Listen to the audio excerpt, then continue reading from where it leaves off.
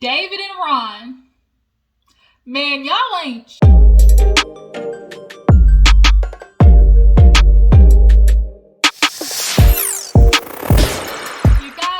Welcome back to my channel. Appreciate you for tuning in. I know I was MIA for a little bit. I had to take a little bit of a hiatus. You know, sometimes it's good to get the mental health cleared, you guys. So definitely make sure it's Self-Care Sunday. So I've been doing this new thing of journaling, and you know, now that I'm navigating this new aspect of life, you know, it's always good just to kind of like make sure you're jotting down thoughts, what you want to manifest, all that good stuff. Definitely has been a part of my training that I've been doing, and it seems to be doing well. So for everybody else out there, if you want to try journaling, definitely give that a try, so you make sure you get those chakras back in line. But that was why I was MIA for a little bit, but we are back at it. We're going to talk about Ready to Love. Y'all, I was watching this show and I literally felt like I wanted to puke, because we have to talk about David and Ron, literally the epitome of toxic masculinity.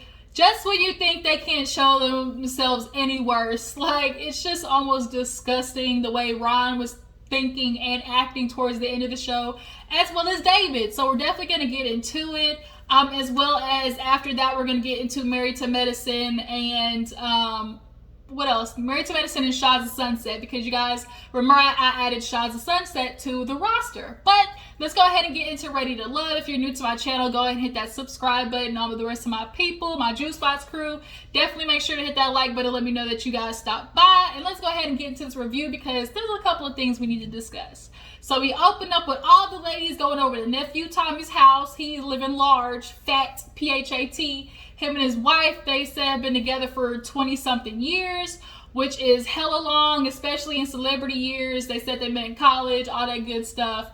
But now nephew Tommy is tasking the ladies with, you know, you need to visit your past in order to, you know, do better in the future. I.e., y'all need to bring y'all's exes into the experiment. So now all the ladies is like, what the heck? Like, why do our exes need to meet the new guys? And most times, like, when is that ever going to happen in real life? You may run into an ex, but to like have an ex sit, unless you're really cool with your ex, like, and you're just like, you broke up and y'all are on good terms, y'all are cool, that's really the kind of only time that an ex is going to be in any type of vicinity of the new person in your life. But nonetheless, this is a forced situation where you kind of got to look things in the eye dead on. For some, it went well. For others, it went to hell. It's that simple. So we end up starting actually with, who do we start with first? Let's go ahead and get Joelle and Vernisha out the way. Vernisha had her ex, his name is David, ironically. David was kind of cute, had the whole beard situation going on. Nice milk chocolate. She definitely has a range of taste, it looks like. But nonetheless, he was there. I guess they're pretty cool. Joelle walks in, and I'm like, of all times, Joelle walks in looking like, I don't know, Mary Poppins hat on. I don't know what it was. Joelle's a good looking dude, but that hat, I mean, we already know he's up there in age, but that literally made him look like he was 70 and he needed to walk with an umbrella cane. Like, it just wasn't a good look. Joelle, you do better than that, baby. Come on, with the New Orleans swag. Come to find out, her ex is from Louisiana too. But he sits down and doesn't know that it is Vernisha's ex until, you know, she's like, okay, I want you to meet him. He was like, whoa, wait a minute, okay, all right, let's see how this goes. And for the most part, it went really well. They were just talking about, you know, what's important in a relationship. For Nisha, it is communication. You know, the ex asked, like, look, are you a jealous guy? And I think he asked that because he knows, you know, what it was to be with Vernisha. She's a nice looking woman. She's shapely. Like, as her ex said, like, you got a little fan club. Like, people notice her. So when you have a girl that when she walk in a room, men notice, you can't be jealous. Like, you cannot be, especially the toxic kind of jealous. He said, no, I'm not jealous or nothing like that. But he literally clapped right back and was like, but is she clingy though? Because he's stuck on that previous conversation that happened, you know, a couple of episodes ago, where she had brought up, oh, you know, when he get married, and she didn't like the fact that he kissed Amber and stuff like that. And she was like clingy, and the ex was like, no, she's not. I don't see Vernisha as being clingy. I see her as knowing what she wants and being very specific in her requests. So she ends up getting into kind of like the situation they kind of clarified, because she was like, I'm not clingy. She's like, I just, like an open line of communication. Something that we're really tense on right now. And he's like, oh, give an example. And she was like, well, you said we were going out. Once you got done handling stuff, I said, okay, text me. She's like, well, 3 hours later, I get no reply. So I'm assuming that plans are still a go, but I'm trying to message you to figure if that is, right. And he basically told her, well, if I didn't message you, then that should let you know right there that plans changed. And it's like, what? Like, I'm not supposed to assume nothing. If you said, hey, we're going out after I get done with this, and then you ghost me, like, I'm gonna be confused. Like, it's not for me to be like, well, he didn't message me, so I guess it's not happening. Like, no, usually you want somebody to message you, be like, hey, too late, like, oh, it's too late here, maybe another time, or hey, like, I'm on my way, like, things are still going. Like, so he basically admitted, like, I needed to check my phone, I needed to do better with that line of communication. And they both, right now, Joelle and Bernicia definitely are at the top with Chris and Amber. So very good. Then we have a meeting between Amber, Chris, and her ex Tony. Now, when I first saw Tony, that was his name, right? Yeah, Tony. He had the turtleneck on and everything. I didn't really have any type of conclusion when it came to him until we started further on in that scene, and it was like, oh, okay, now it makes sense. It makes sense. So Chris comes in looking good. His jacket is super dope. And she's like, okay, when do you introduce you to my ex? I found it very funny that, like, nephew Tommy didn't tell the guys what they were doing. The girls, like, waited until they sat down and tell them it was an ex thing going on, because their reactions were priceless. But KG's like, I'm kind of sensing, something going on here. So, like, what happened between you two? Like, there definitely was an energy between them. But they started up talking about what he wants. He wants 5 kids. He wants a whole basketball team. And Amber's like, really? And so the ex asked, well, do you want kids? And she was like, yeah, I don't mind that. And the look on his face was kind of shocked. Like, he was kind of thrown off. So I kind of feel like maybe in the past Amber talked about not wanting kids or wanting to wait or something like that, because his reaction was just too, like, perplexed. Like, really, you want kids?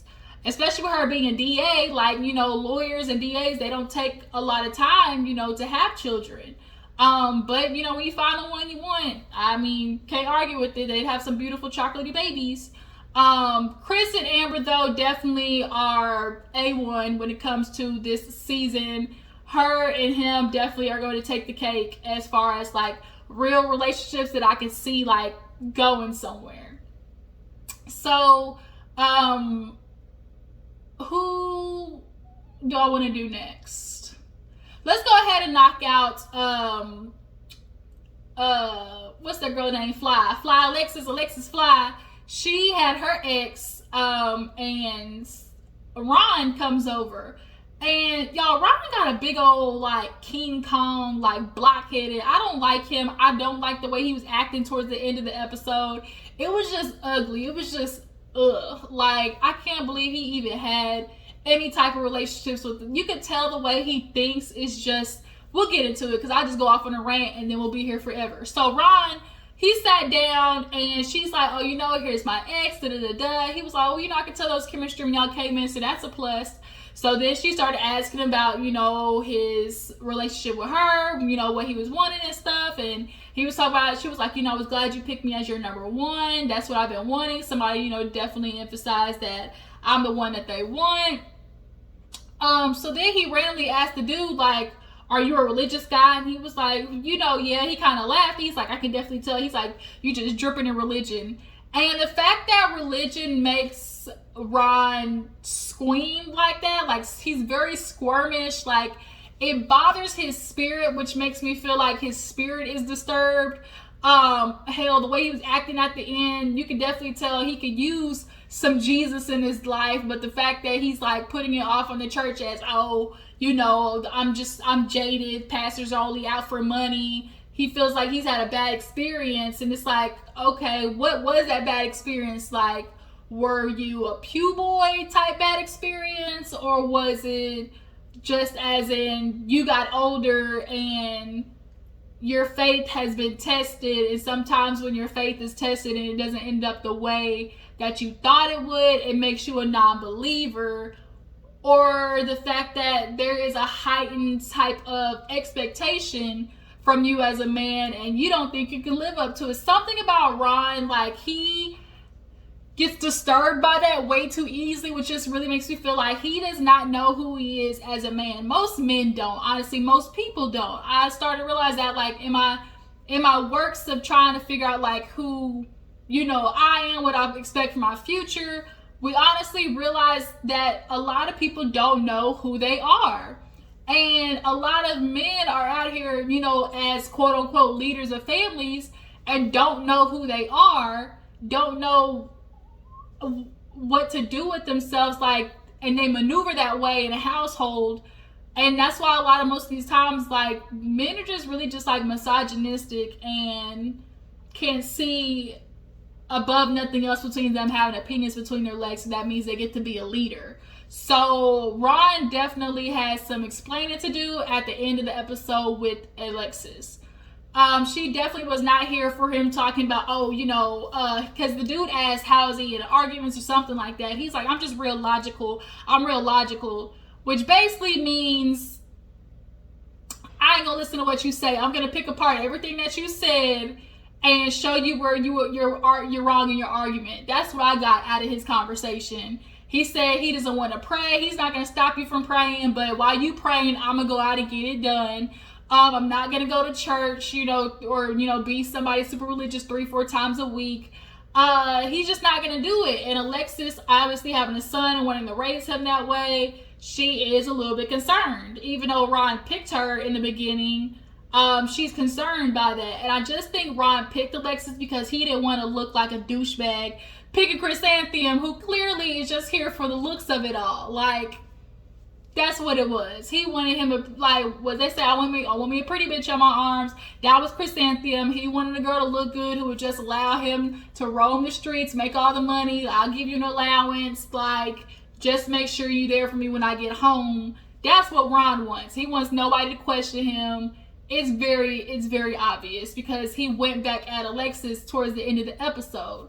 So Kyra and Jason had a little date. She saw her ex Tim. There wasn't really nothing there besides finding out that Kyra is a little bougie. We can kind of see that.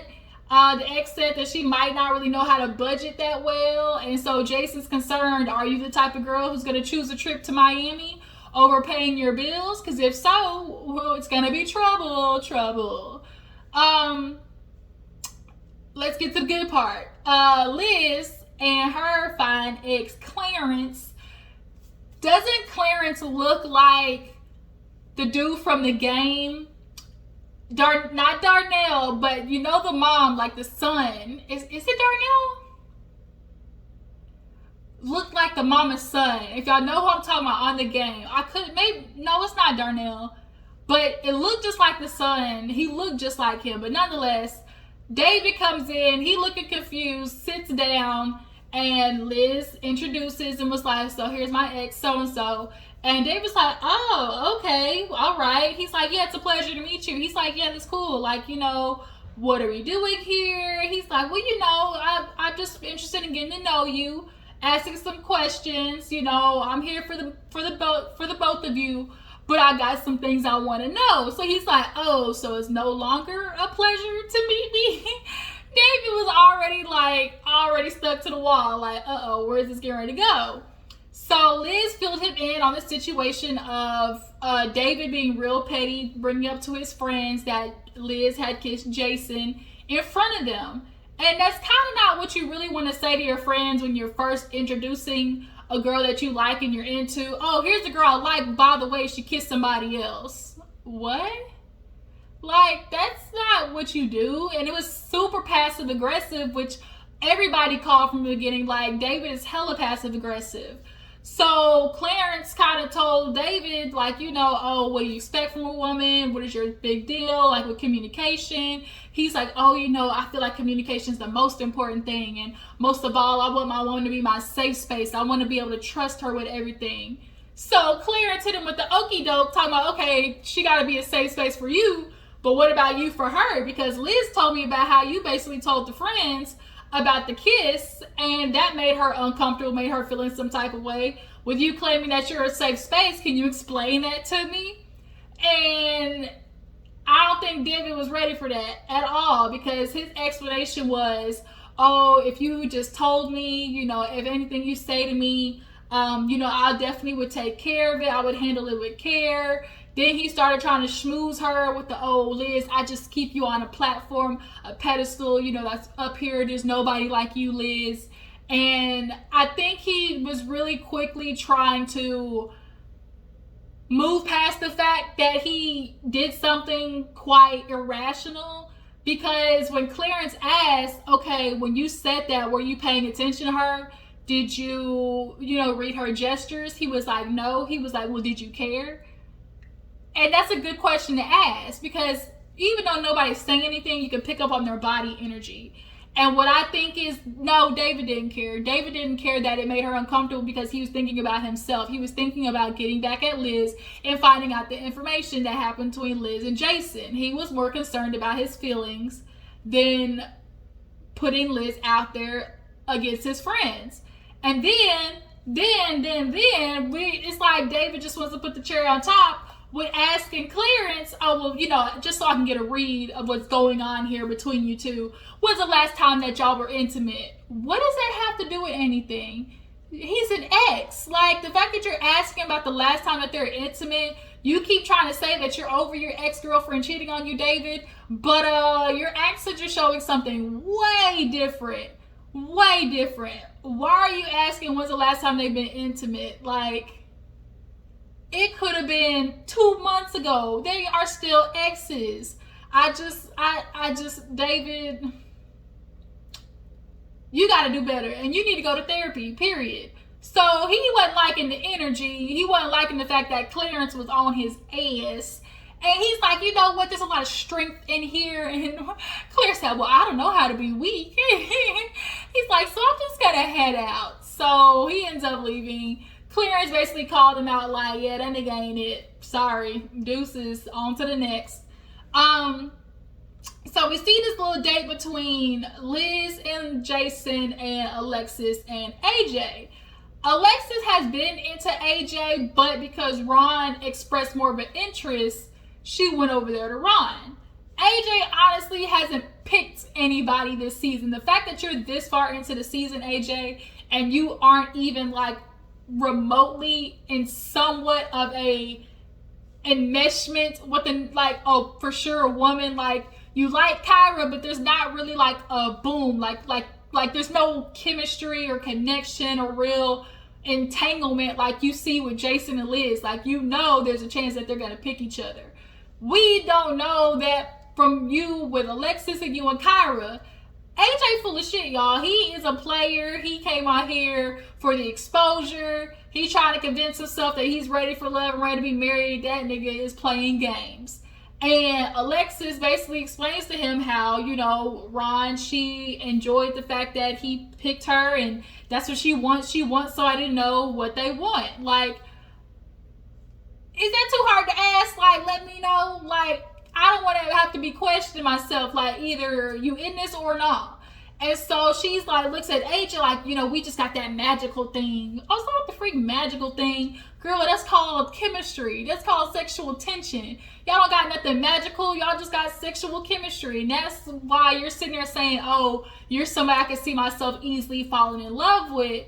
AJ's the type that she keeps going for out of sexual interest, out of common interest of what she knows, and the mystery of AJ. Like, I think she's attracted to, like, AJ got a little swag or whatever. Like, he's got a little, like, je ne sais quoi about him, but I can see right through it. Like, it's all BS. He playing games, and the fact that she's admitting to him that, I can see myself falling in love with you pretty easy, means to me, if y'all can drop down in the comments and let me know, because this is what I'm picking up from Alexis. She falls in love easily after having sex with somebody, because her and AJ don't know anything about each other besides the chemistry.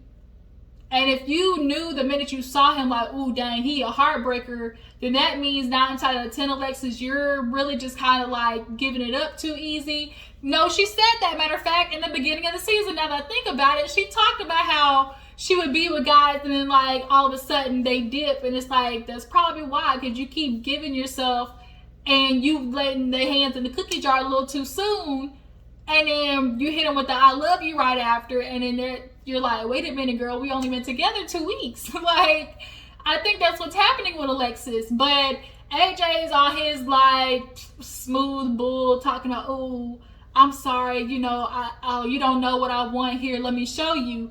And he kissed all on her and stuff, and she falls for it. It's like, ugh, gag. He's just so like, get you a new move, AJ.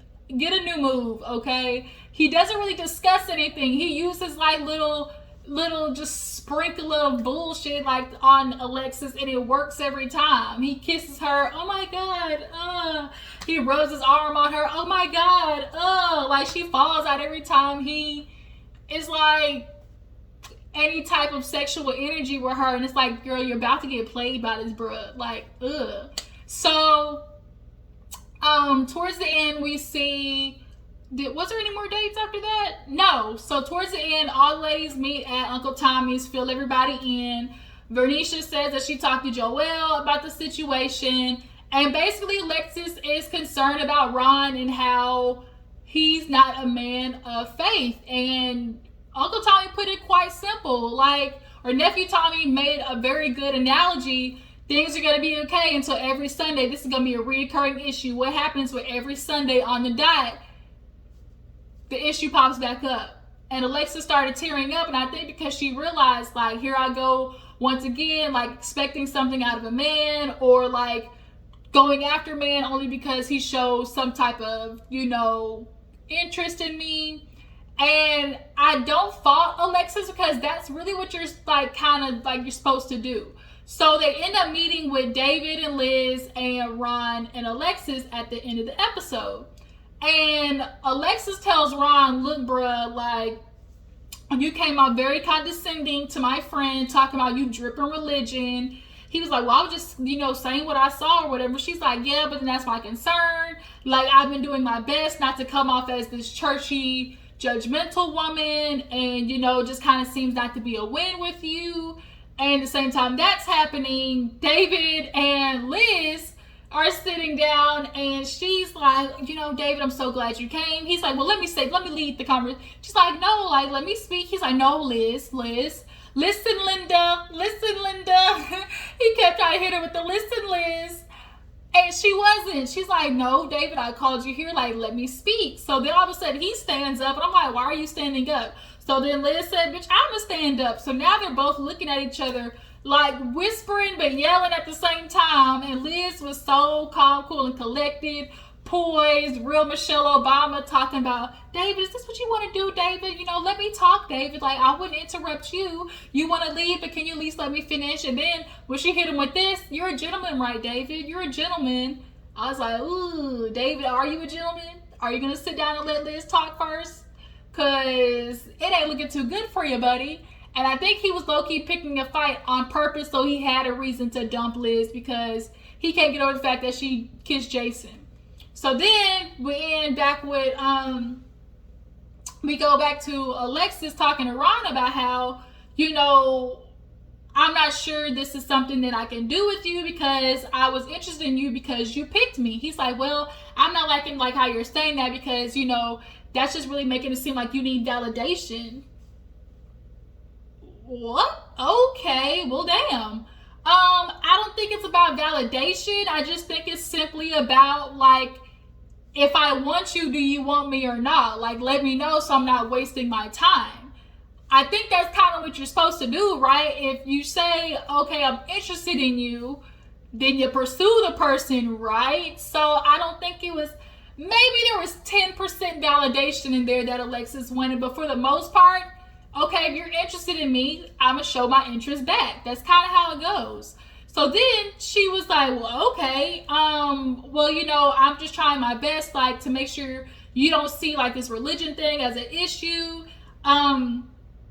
You know, I think you're just kind of unaware about how you're coming off. Like, only word I can think of is condescending. He's like, condescending? Like, no, I mean, you're more than that. You're more like that than me. And she's like, well, you know, I just want to make sure I have a man, like, who's going to leave my house because, like, I have a son. And he tried to hit her with some old, well, you know, I just can only do what I know how to do. That, I'm sure that's what you're used to, but I run things by divine masculinity, and I'm not sure when's the last time you've had divine masculinity in your presence.